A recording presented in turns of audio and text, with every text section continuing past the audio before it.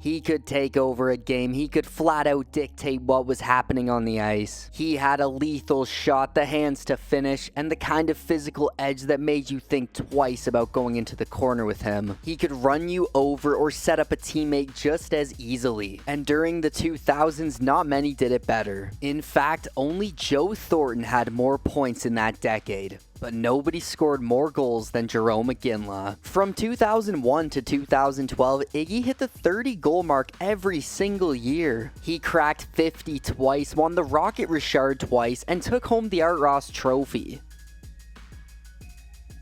Add 2 Olympic gold medals with Team Canada and a first-ballot Hall of Fame induction in 2020, and you've got one of the most respected careers in hockey history. The man did it all. Well, almost. When Iginla officially announced his retirement on July 18, 2018, he did so without ever lifting the Stanley Cup.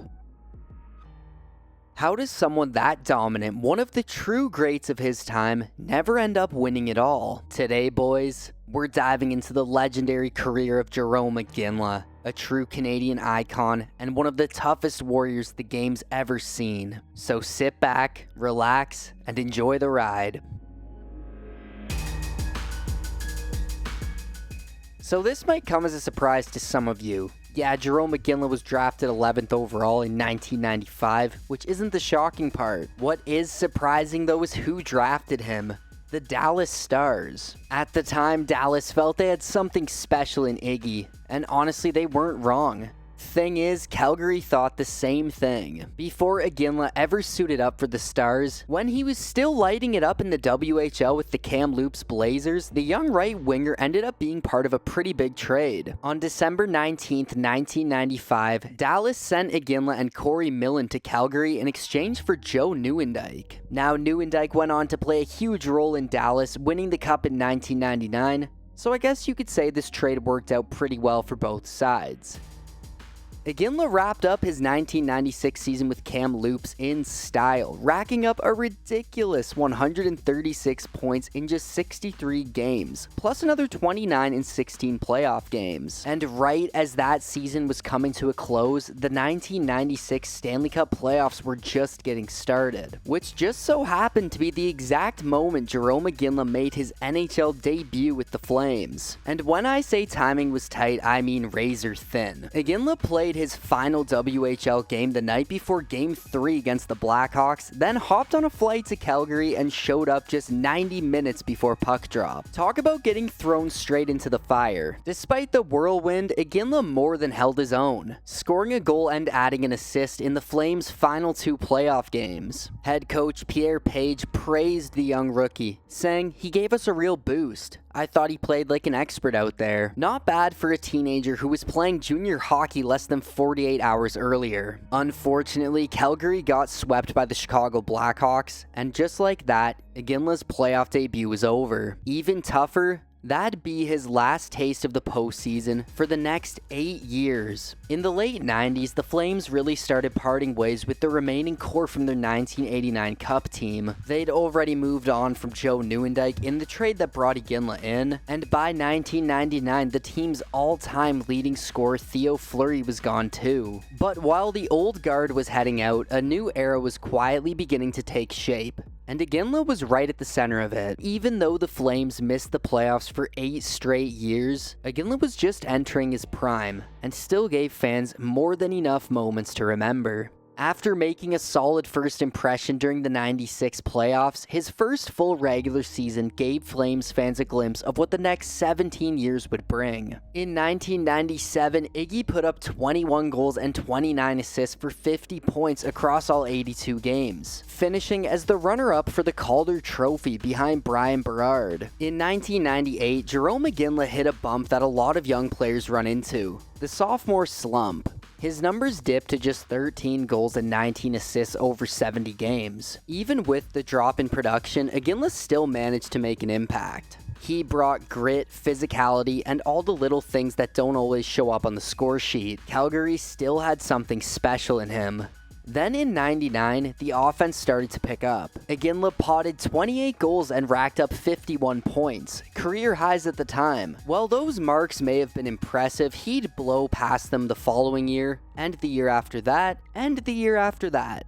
In 2000, he tallied 29 goals and 63 points. The following year, 2001, marked the start of an incredible run. 11 straight seasons with 30 or more goals. He kicked it off with 31 goals and 71 points. But 2002, that's when Iginla truly arrived. He played all 82 games and dominated, scoring 52 goals to win his first Rocket Richard as the NHL's top goal scorer. He added 44 assists for a league-leading 96 points, earning him the Art Ross Trophy too. Even though the Flames weren't the best, Iggy made sure they were still worth tuning in for. Topping it all off, he captured Olympic gold with Team Canada, earned first-team All-Star honors, was voted MVP by his peers with the Lester B. Pearson Award, and just came short of winning the Hart Trophy, finishing second only to Jose Theodore. The next season, 2003, was a bit of a step back by his standards, but that still meant 35 goals and 67 points in 75 games. He was an All-Star again and still one of the league's most respected players.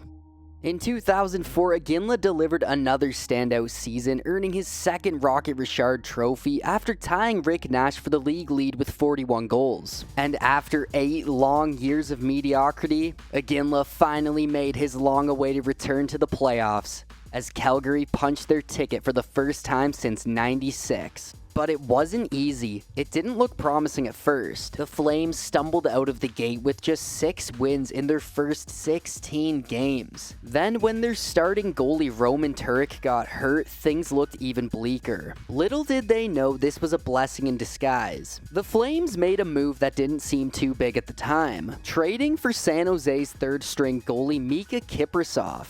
Little did anyone know, Kipper was about to have one of the best stretches ever. Like, I'm not even joking, he posted a jaw-dropping 1.70 goals against average and a .933 save percentage over 38 games. With a solid goalie in net, the smart system built by coach and general manager Daryl Sutter, and the best goal scorer in the league, the wins started piling up. Making the playoffs was a big deal for a team that hadn't been there in 8 years. But for Iggy, that wasn't enough. He wanted to make a real impact and show everyone what he was truly capable of.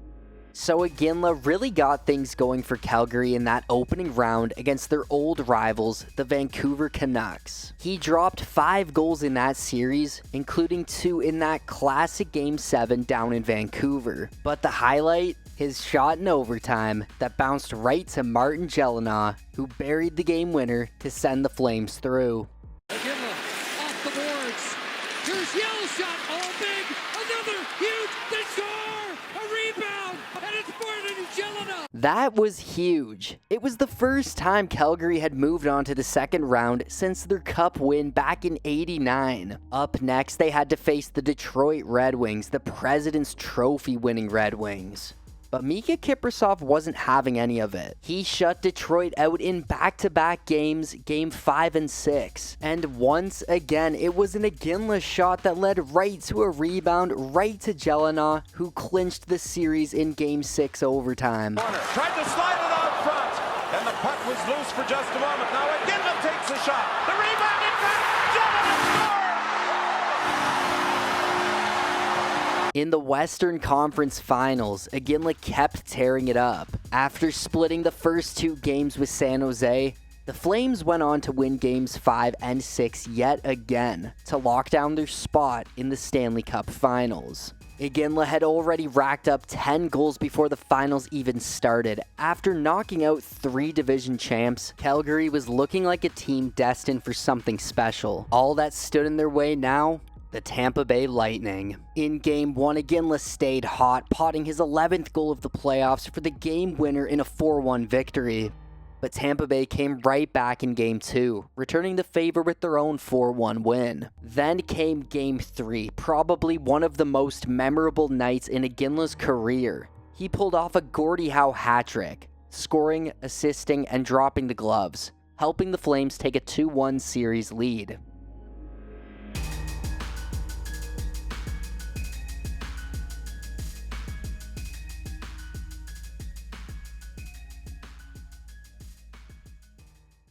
But the Lightning and goaltender Nikolai Khabibulin weren't done yet. They evened things up in Game 4 with a tight 1-0 victory. Game 5, Iginla was at it again. Without a helmet and all heart, he battled through the chaos and set up the overtime winner, giving Calgary not one, but 2 chances to bring home their first Stanley Cup in 15 years. Game 6 looked like it might be the moment. Late in the game, Martin Gelinas crashed the net, and the puck redirected off his skate, then off Khabibulin's pad and bounced out. Here's the unfortunate reality though. The play happened so fast. On a closer look, it looked like the puck had actually crossed the goal line. Yet there was no whistle, no review, and no goal called.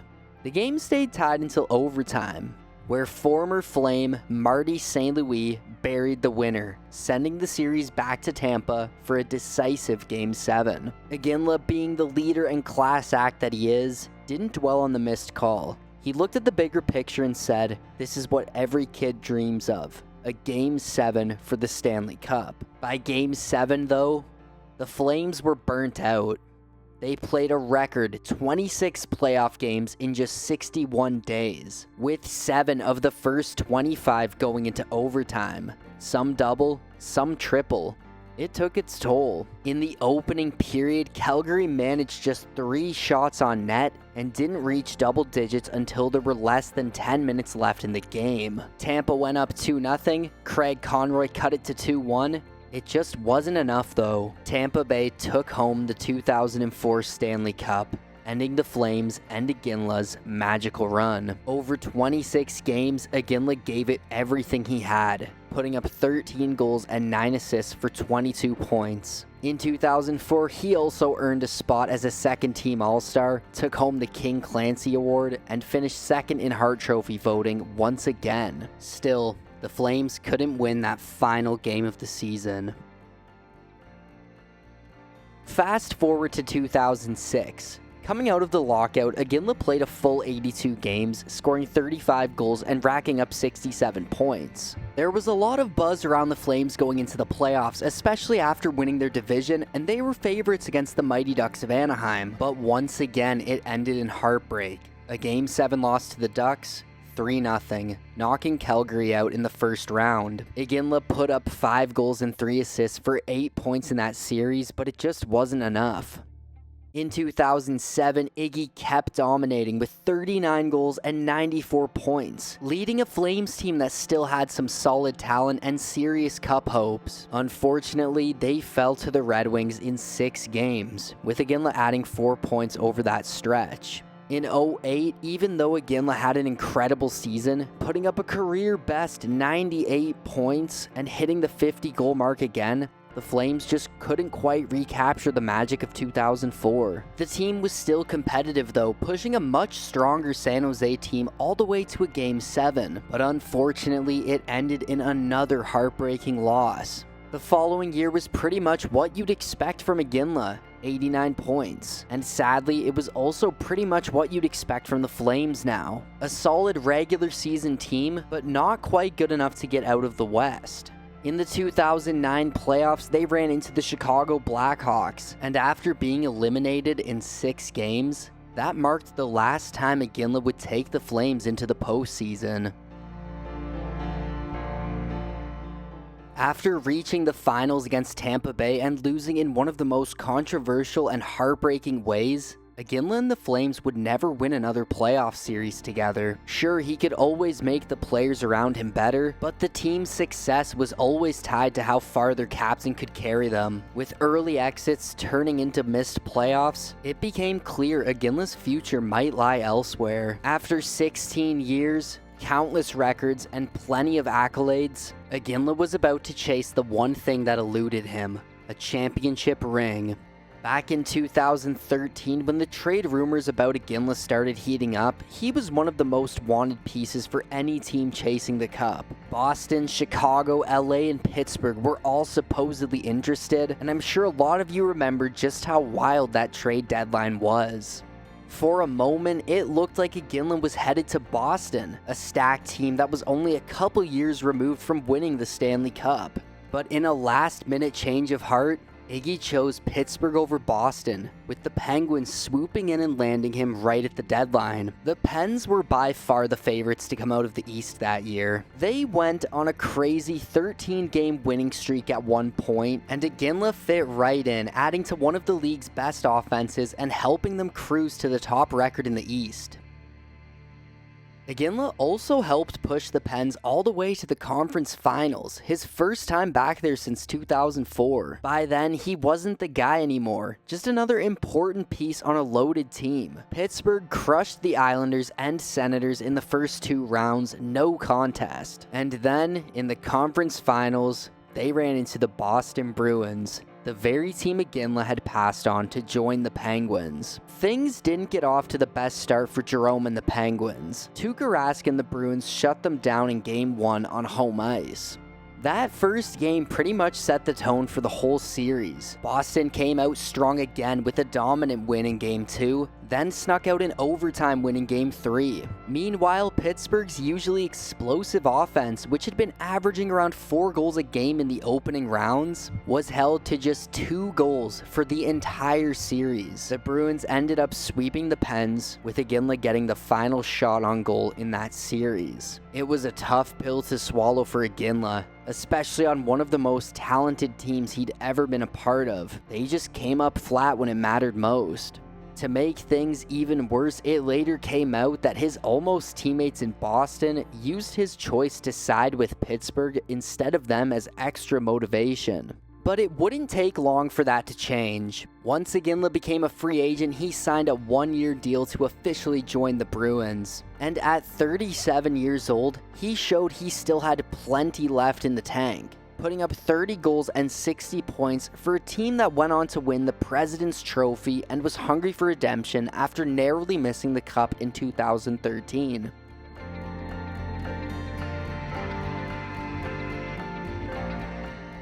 With time running out, this felt like one of Iginla's best shots. With a deadly offense, solid defense, and the best record in the NHL, it seemed like this could finally be the year. After a pretty straightforward win over Detroit in the first round, the Boston Bruins ran into a team that's often had their number, Montreal. And in the playoffs, regular season success doesn't mean much. It's a whole new game. After the series was tied 2-2, Iginla stepped up in Game 5, burying the game winner and giving the Bruins 2 cracks at punching their ticket to the conference finals. But then, Game 6 happened. Carey Price was Carey Price, completely shutting Boston down. And despite Iginla doing everything he could, even scoring the team's only goal, the Bruins fell in heartbreaking fashion, dropping Game 7 at home to their bitter rivals. And that, sadly, would be the last time Jerome Iginla played in the playoffs during his legendary career. Boston's cap situation pushed Iginla to sign a 3-year deal with the Colorado Avalanche. And honestly, even though he played really well for a guy pushing 40, it just felt like he was in the right place at the wrong time. In 2017, during the final year of his contract, he was traded to the Los Angeles Kings in a last-ditch effort to chase one more playoff run. But the postseason never came, and that would be where his career ended, on the final day of the 2017 regular season. Over 1,554 career games, which ranks 15th all-time in the NHL, Iginla scored 625 goals, 16th all-time, and added 675 assists, 67th all-time, finished with exactly 1,300 points, good for 36th all-time. And in the playoffs, though he only played in 54 games, he would manage 49 career points. Even without a Stanley Cup, Iginla knew how to get it done on the international stage. He brought home Olympic gold twice in 2002 and 2010, famously setting up Sid the Kid for the golden goal. Before that, he won gold at the 1997 World Championships, the 2004 World Cup, and the 1996 World Junior Championship. His trophy case remains filled with awards and accolades from his NHL years. Instead of chasing cups during his prime, he gave everything to Calgary, the city, the team, and its fans. I'm sure it must have been tempting for him to ask for a trade, especially during those rough years with the Flames, like we've seen some stars do today. But he never did. He stuck it out, stayed loyal, and gave everything he had to that team. He came incredibly close to winning it all, but it just wasn't meant to be. Still, even without winning a cup, his career stands as one of the greatest ever seen on the ice. Hell, he's one of the best leaders and goal scorers I've ever seen. Jerome Iginla is a name that won't be forgotten anytime soon.